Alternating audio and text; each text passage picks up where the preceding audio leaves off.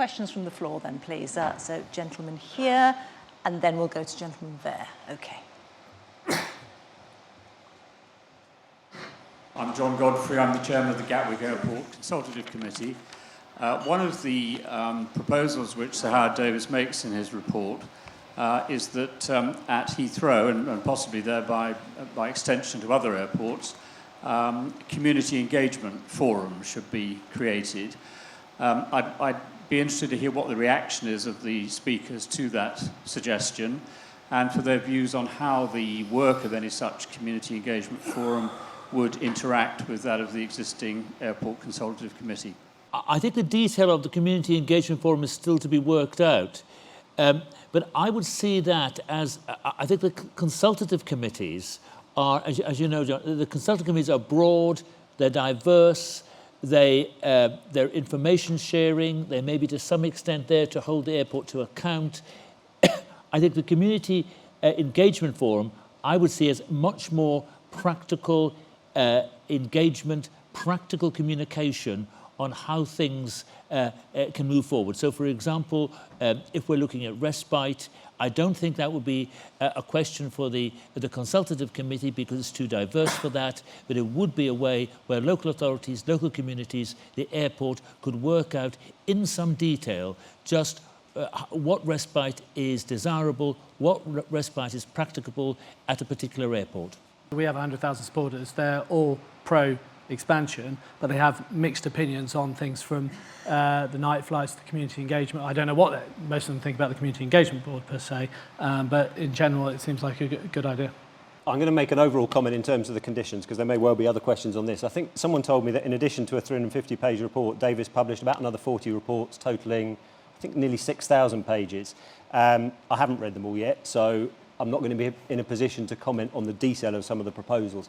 I think in principle, though, what he said in terms of both the Community Engagement Board and the Independent Noise Authority that would work with it, actually we've long said that those improving community engagement we're clearly looking to do, we're supportive of, likewise the independent regulator. So I think in principle it's something that we would be supportive of. We clearly need to work through the detail of what the recommendations are and understand those. It's worth saying as well, actually we do a lot of that kind of engagement already. We've touched a bit on some of the airspace changes that are planned across Europe, and we've set up over the last year something called a community noise forum that John sits on, along with around 30 other representatives of authorities and communities from all around the airport, and that's to look at how we can use some of the new technology that's coming in to better tackle noise, and that's with, as John said, quite a practical focus on how we can best use this technology and provide respite. So in one way, I'd see what I've heard of the Community Engagement Board and the little I've read so far really is a continuation of that kind of approach, I think. Roger Littlewood, I'm a chartered surveyor.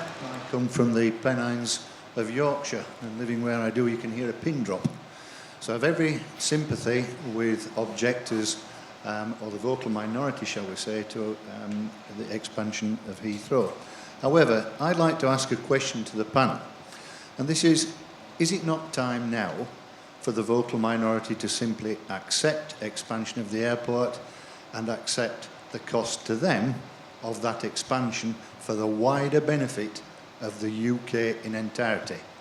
My firm, who I'm not going to quote because this is a personal question, represent a great number of large corporate businesses throughout the UK who are, in all respects, in favour of expansion. Long, long overdue. Now, I'm going to finish my question with a quote from Winston Churchill, seen as John H.K. quoted him earlier this morning. And that is, never in the field of human conflict has so much been owed by so many to so few. And I think you can work out what I mean. Okay. John, yes, I'm going to get you to say that. Yes, I mean, in some ways spoken like a true Yorkshireman, Roger, in the sense that you are living a long way from Heathrow. And I think the people who are vocal opponents, and there's many people, are vocal opponents for very, very good reasons. The number, as touched on earlier, the number of people living under the flight path to Heathrow, 28% of all people impacted by aircraft noise right across Europe. 766,000 people. Now, we all know that all those people are not desperately disturbed by noise. Probably about 10% are. very disturbed by noise. If somebody is very disturbed by noise or very upset by air pollution, actually it's much, much more difficult than you're suggesting just to say they'll drop their opposition in the national interest. From what you were saying, you made it very clear that a commitment to respite and a ban on night flights were very important. If Heathrow were to commit to those, would you drop your opposition to the third runway? It's a very interesting question, because for many people, I mean, last time round, when the third runway was proposed by the Labour government, there was nothing in it for residents. It's undoubtedly true to say that Howard Davis has put conditions in. It's too early to give you an absolutely yes or no answer at this stage. But I think what I can say, as I try to hint, is that a lot of people would look with interest at any proposal for a ban on night flights, and particularly in respite. Just one word about respite, if I may. Although we've heard a lot about planes are getting quieter, and they have got quieter significantly over the last 30 years, the sheer number of planes has increased dramatically. And it's that sheer number of planes which is the big problem for local residents at Heathrow and elsewhere. And that's why respite is absolutely critical. If you can stabilise or reduce the number of planes going over any community with a 2-runway airport or a 3-runway airport, then residents may look at the proposal in a very different light. Okay. And Matt, can I ask you, on night flights, so you spoke about night flights, but I still remain a little confused. What is your position on a ban on night flights? So our position, as I hope I set out in my speech, is in our submissions to the Commission, we'd already set out a number of we didn't want to increase the number of night flights.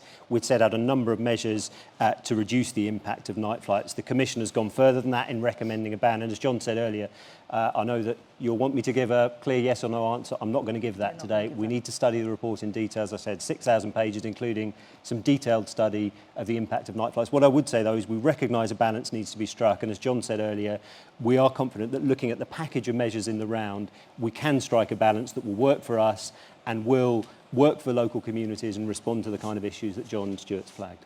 And are you likely to come out with that before the government makes its choice or after? I don't know. Don't know. Okay. Am I missing any questions? Although points for trying. That's why I'm here. I want to ask about respite, because I can understand that, less a gap in the noise benefits people. But the thing I don't quite understand is, if you have a gap for some people, you have to put those flights somewhere else, don't you? So you have people who are newly affected, who aren't currently affected, in order to achieve respite. In fact, if you look at the 2050 contours, and you look at the LDEN 55, 150,000 people will be newly affected in the respite option. So is this stretching the definition of respite? I didn't catch your name and where you're from. My name is Steve Mitchell. I work for a company called Environmental Resources Management. Okay. I very much take the point, and it's something that has to be wrestled with very carefully. But I think the key point for effective respite, and this would need some real creative thinking from the airport, and particularly, I think, from air traffic control, is to introduce respite that actually tried to ensure that the number of planes going over each community was kept at a level where disturbance was minimised. Now, I do appreciate that couldn't be done on every single occasion. I believe it can, certainly over London, where most areas in London right now do get planes, and be a question of, on a predictable way, sharing those possibly more concentrated flight paths around. It is a problem which needs wrestling with, but I think to a greater rather than lesser extent it can be overcome. Thank you. Rob? Hi. Yes, I would agree with most of that, and I would just add to it that I can probably say certain things that the airport can't say, but the likes of Zach Goldsmith, when Zach Goldsmith unveils a massive noise map saying that 1 million people will be affected by this and that 750,000 people are affected now. John and I often have a debate about this, about the definition of what does it mean to be affected. Some of you will be in that 750,000 who are supposedly affected. Now, make no mistake, there are some people who are seriously affected by noise, you know, and we're certainly talking in the sort of tens of thousands. But in a global city, just finally on perspective, in a global city of 8 million people, in the first part of this year, there were 762 complaints from Londoners. Zach Goldsmith again said that there were 94,000 complaints made to Heathrow, and he used this as part of his political campaign. What he didn't say was that of those 94,000 were made by 8,000 individuals. That's 8,000 too many, but we need a sense of perspective here.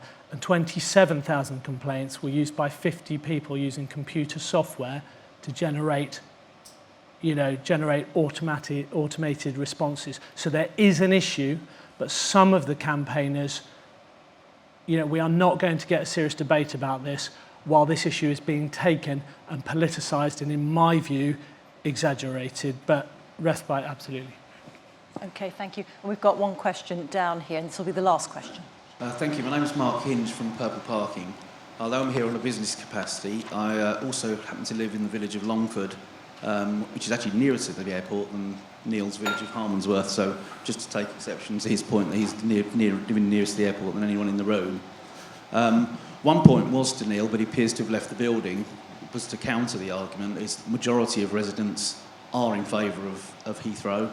I'm a signed-up member of the organisation that Rob represents. Certainly in our village, the talk is about how we can quickly move on with our lives rather than pontificate for the rest of it.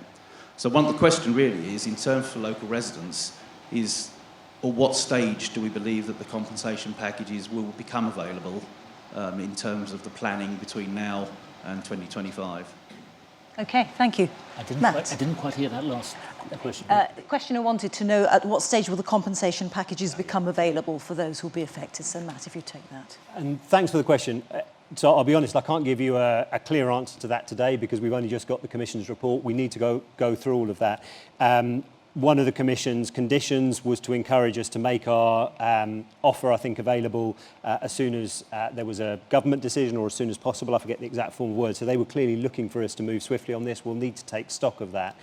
What I would also say, though, is that all the evidence that we have around the airport, I'm very happy to debate this afterwards, but all the evidence that we have is the fact that we've made the offer very clearly already has helped to stabilise the market and provide certainty. So we think even that commitment has been an important step forward. But I can absolutely understand people wanting to know, well, when might this happen? I suppose the very initial step in all of this is a formal government response to the Airports Commission. But we'll be giving that some further thought.